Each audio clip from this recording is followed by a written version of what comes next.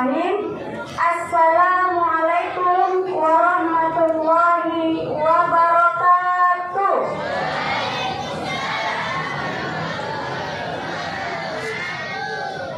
Kok lemes sekali? Pagi yang sangat mendung, ya kan? Biasanya pagi hari ini, semalam ya. Berapa hari kita masuk? 3 hari ya. Sama hari ini ya kan?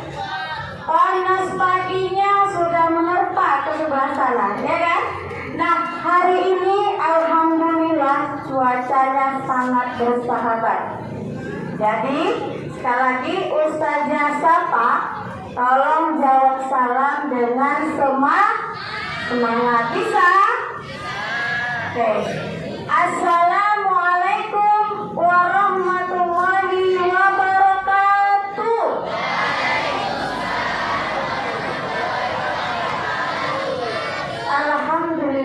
Alhamdulillahirabbil alamin.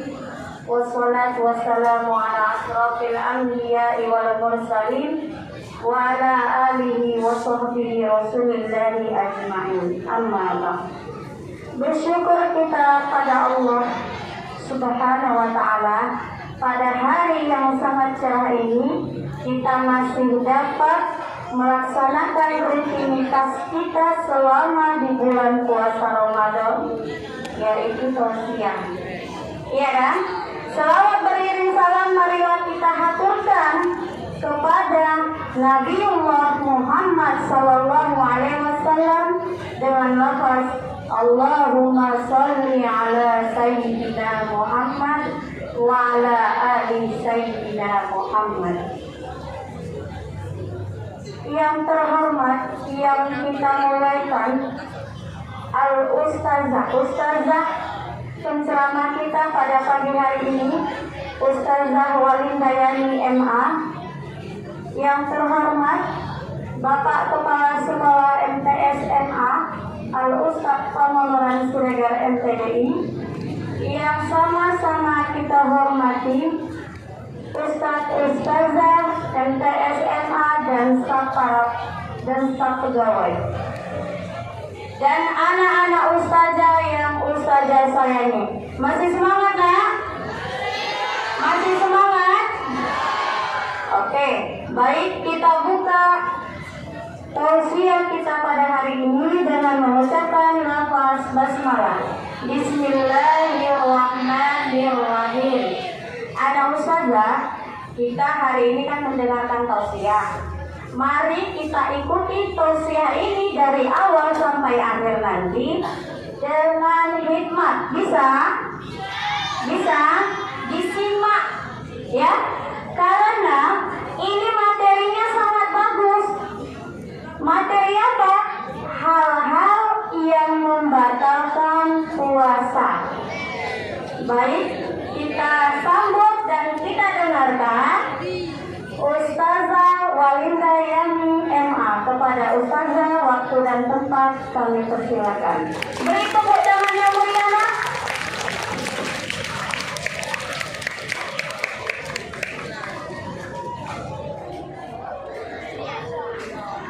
Assalamualaikum warahmatullahi wabarakatuh.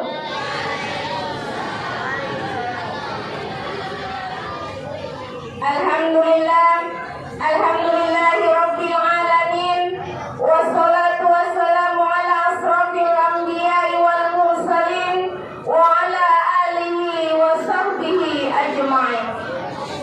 Pertama-tama dan yang paling utama, marilah kita ucapkan puji syukur kita kepada Allah Subhanahu wa ta'ala, yang mana pada pagi yang cerah ini kita masih diberikan yang nikmat, sehingga kita masih dapat melaksanakan aktivitas kita, baik aktivitas untuk kehidupan dunia maupun untuk akhirat kita kelak. Kemudian selawat dan salam marilah kita hadiahkan kepada junjungan kita Nabi besar Muhammad sallallahu alaihi wasallam. Jadi nak, pada waktu Nabi Muhammad sallallahu alaihi wasallam Isra, jumpa dengan malaikat. Tanya sama malaikat Jibril, yang satu itu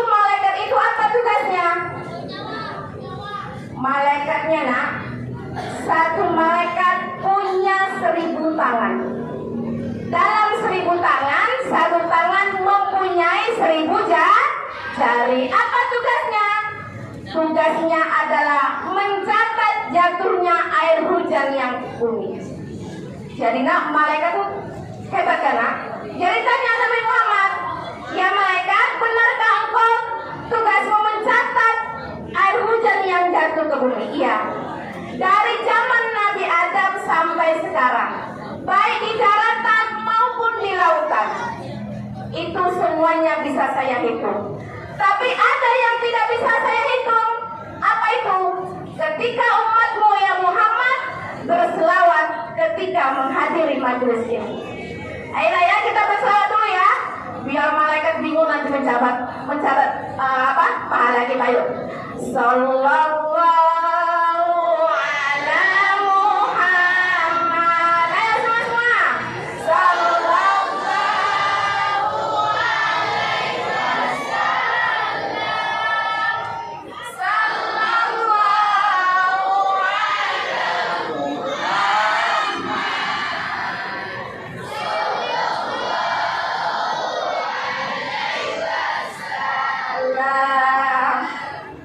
Enak ya?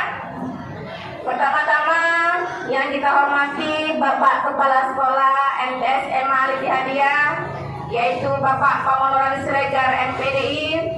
Yang kita hormati para ustadz dan ustazah, staf dan pegawai, dan yang ustazah banggakan dan ustazah cintai adalah anak-anak ustazah yang berhadir pada hari ini guna untuk menuntut ilmu. Apa kabar anak ustazah semuanya? Masya Allah, walaupun puasa tetap semangat. Iya. Judul kita hari ini adalah hal-hal yang membatalkan puasa. Jadi nak, sebaik-baik orang adalah orang yang mempunyai ilmu. Sebaik-baik orang yang mempunyai ilmu adalah diamalkan. Sebaik orang-orang yang mengamalkan adalah orang yang istiqomah. Dan sebaik-baik orang yang istiqomah adalah yang husnul khotimah. Nah, jadi artinya apa? Kalau kita punya ilmu, jangan disimpan, harus diamalkan. Kalau diamalkan jangan sekali aja, tapi harus istiqomah. Jadi nak, kalau betul-betul kita amalkan ilmu selama Ramadan dari ustaz dan ustazah ini luar biasa. Nah, jadi nak, dengan tahunya kita hal-hal yang membatalkan puasa ini, kita berharap puasa kita ini bertambah kualitasnya. Gak asal gitu-gitu aja dari tahun ke tahun.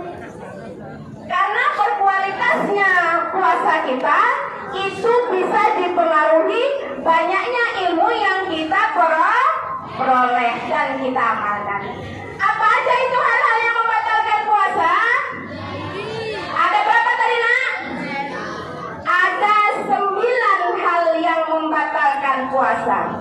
Yang pertama adalah memasukkan sesuatu ke dalam yang 5 lubang. Ada berapa lubangnya? 5. Kalau dimasukkan dia batal. Apa yang pertama? Yang pertama adalah lubang mulut. Ya. Nah, makan minum jelas lah. Ya. Memasukkan sesuatu ke dalam mulut. Yang 5 itu adalah mulut, hidung, telinga, kubur, dan dubur. Itu 5 itu. Nah, jadi mulut ini nak, yang membatalkan puasa adalah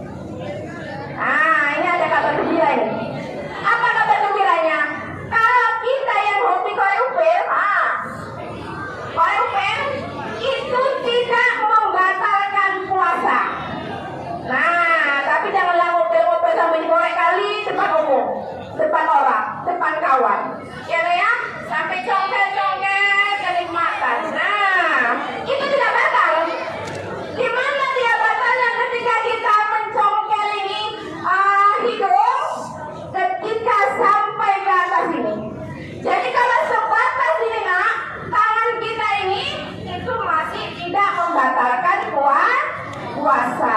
Ketika kita congkel, merasa panas dia di sini. Kalau kita istinja, berwudu memasukkan air, nah sebatas itu nggak boleh lagi. Ya, nah ya. Jadi sebatas ini ya. Dah. Mau berapa kali sampai lecet? Boleh kita mengorek upil. Yang ketiga, boleh hitung atau upil? Samanya itu ya. Yang ketiga adalah mengorek telinga. Boleh. Tapi sebatas ini dia nak thinking. Kalau sudah pakai alat nggak boleh. Pakai kampak, pakai pulpen, pakai sapu lidi. Nggak bisa, udah batal itu. Tapi kalau sebatas kita ini, sampai mau tiduran, gitu nah ya, melayang-layang itu masih boleh. Tapi yang tidak boleh menggunakan alat bantu. Nah itu dia. Nah lubang selanjutnya, ya nah ya, adalah lubang kubur dan dubur. Habis saja saya keputihan. Gimana mau kasih obat tetes? Tidak boleh, batal. Ya nah ya. Tapi bukan berarti kita tidak mau bersihkan ketika istinja. Nah maaf ya Ustazah. Jadi perempuan ketika istinja pastikan dia berzina, punggungnya ini harus menyentuh. Tapi ketika kita belokkan ke dalam batal. Ya nak ya? Baik kubur maupun dubur. Ketika kita masukkan batal. Tapi jangan gara-gara itu kita istinja, kita tidak cebok ya nak ya? Nah, kita gosokkan di punggungnya ini. Nah, baru dia akan bersih. Kalau enggak nak, cuma di atas siram-siram itu aja nggak bersih.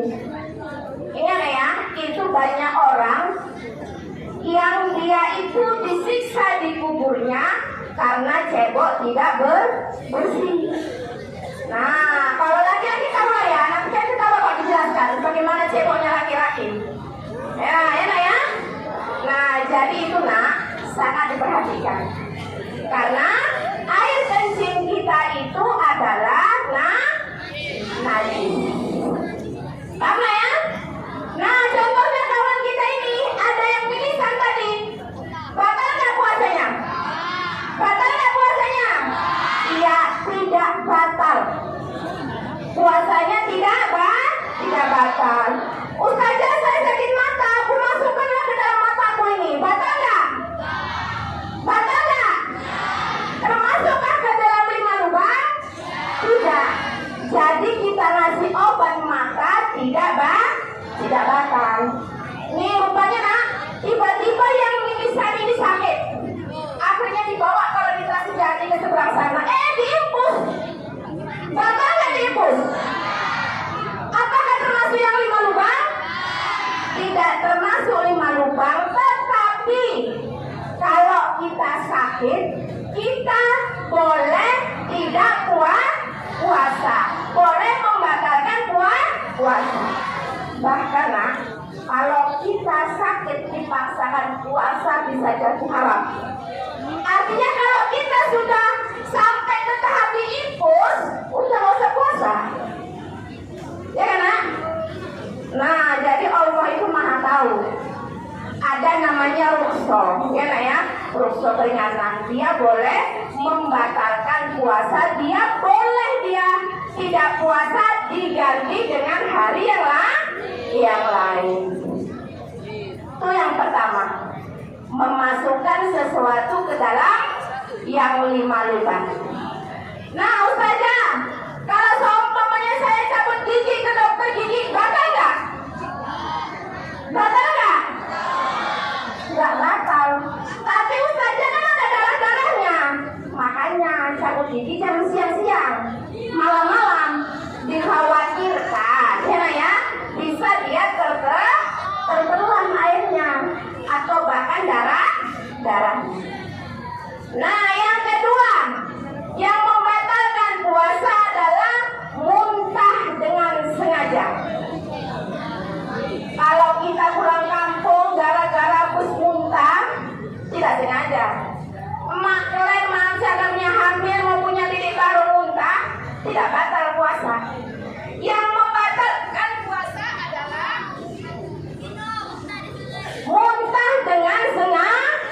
aja, cokel-cokel, biar batal. Ingat ya, ketika kita muntah, ingat, ketika kita muntah, kemudian kita menelan ludah kita, maka batal. Karena muntahan tadi adalah najis. Itu air ludah kita sudah bercampur dengan sesuatu. Nah, ketika kita muntah, kita luahkan sampai 100 kali, baru kita telan juga, itu tetap batal. Jadi bagaimana kita itu menyiram supaya najisnya hilang? Harus dengan air. Nah, walaupun diluahkan, diludah sampai kering, ludah kali 100 kali, tidak menghilangkan najis. Yang tetap karena ludah tidak menghilangkan najis, tetap kita kumur-kumur tadi, baru itu menghilangkan najis. Ya? Nah, jadi jangan pura-pura nanti muntah-muntah, pura-pura muntah, apalagi yang sudah balik nih. Kita puasa sama-sama kalau lagi lemes. Gimana kalau mengganti puasa nanti ya kan? Yang sendirian, aduh, nggak bisa. Ya kan ya? Nah, kemudian yang ketiga adalah bersenggama dengan sengaja di siang hari. Itu mau saya dibahas ya. Kemudian apa lagi? Kemudian keluar mani. Ya lah ya. Nah, ini juga. Makanya itu anak-anak saja itu ya, hati-hati. Nah, jangan nonton sesuatu yang dilarang. Kalau kita nonton sesuatu terlarang, itu nanti bisa menaikkan apa kita? Makanya itu nanti bisa cakapnya kita nanti bisa onani, bisa nanti kita melakukannya dengan tangan kita atau dan yang lain-lain sebagainya. Makanya itu adalah dilarang. Ya nak ya? Nah, kecuali kita misalnya nak mimpi. Mimpi dia, mimpi sesuatu, ya nak ya, mimpi kikuk-kikuk gitu ya, mimpi sesuatu, akhirnya keluar apa kita, itu tidak membatalkan puasa, tapi kita disuruh mandi, nggak batal puasanya. Nah itu dia. Nah selanjutnya apa lagi? Selanjutnya adalah haid. Apa nak? Haid. Ini anak ustazah. Kadang-kadang ini nak kita coba perempuan-perempuan ini. Kita haid, ya. Ini misalnya kita udah setengah hari panas luar biasa, kehausan, udah bantu emak masak buah-buahan, jam 6 sore kamar mandi kayaknya haid ini. Ditengok betul haid, padahal tinggal 1 jam lagi. Jadi bagaimana cara menggantinya? Ya udahlah habis lebaran ganti aja lah puasanya dari jam 6 sampai jam 7. Jam 7 buka, betul? Salah. Puasa itu nak menahan diri dari segala hal-hal yang membatalkan puasa, dari terbit fajar sampai terbenam matahari. Jadi gak ada namanya puasa setengah hari, gak ada namanya puasa cuma 1 jam. Kenapa di awal seperti itu? Itu cuma latihan. Kalau bagi awal sudah balik, mana latihan? Ya? Walaupun cuma setengah jam lagi waktu berbuka kita haid, gantinya tetap 1 hari. Dan ingat juga, ketika kita haid, sudah selesai haidnya, jangan tunggu lama-lama. Gak usah lah pun masih lama lagi. Kalau tanya, masih haid nak? Kata mama, masih mak. Masih gak haid nak? Masih ustazah. Jangan tunggu lama-lama, berdosa. Dan kita sendiri juga nak, yang rugi kan? Nanti menggantinya mau berapa hari. Nah, jadi itu adalah puasa itu ketika kita haid wajib diganti. Nah, selanjutnya adalah nifas. Nah, selanjutnya lagi apa? Yaitu melahirkan. Baik melahirkan bayi maupun bakal bayi. Nah, apa bedanya? Bayi dia nampak anaknya katanya tuh. Tapi kalau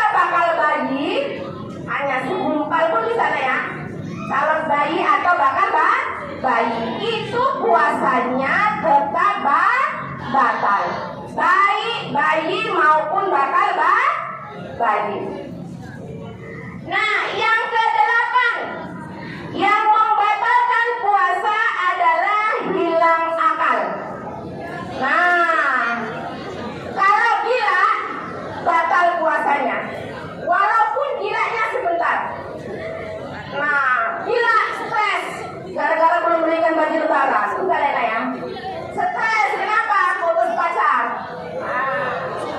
Aduh, kayak cuma satu aja perempuan, kayak cuma satu aja laki-laki stres sampai gila. Putus ya, batal puasanya. Nah, walaupun gilanya cuma sebentar, dia tetap batal. Kemudian pingsan. Nah, ini hilang akal ada 3 model. Yang pertama tadi gila, yang kedua adalah pingsan. Ya ya. Jadi kalau pingsan dia dari sahur sampai buka dia batal. Kecuali sempat dia sadar walaupun sebentar. Contohnya apa? Pingsan dia. Tiba-tiba hujan lebat semut, cetar. Ada pencet tuh kebangun dia. Walaupun cuma sekejap dia sadar, dia sah puasanya. Kecuali dia pingsannya dari awal sampai akhir. Hilang akal yang ketiga apa? Tidur. Tidur ini nak tidak membatalkan puasa. Walaupun dari tadi sahur sampai nanti buka tidur terus, tidak batal puasanya. Tidak batal. Bahkan tidurnya orang yang berpuasa termasuk ibadah. Tapi kelewatan kalian Bang. Dari sahur sampai buka tidur terus. Harus kita banyak amalan-amalan yang bisa kita lakukan. Bisa berzikir, bertasbih, baca Al-Quran, ya kan? Nah, jadi itu semuanya amalan-amalan akan dilipat gandakan. Oke, yang terakhir, hal-hal yang membatalkan puasa. Yang terakhir adalah yang ke-9 adalah murtad. Keluar dari agama Islam.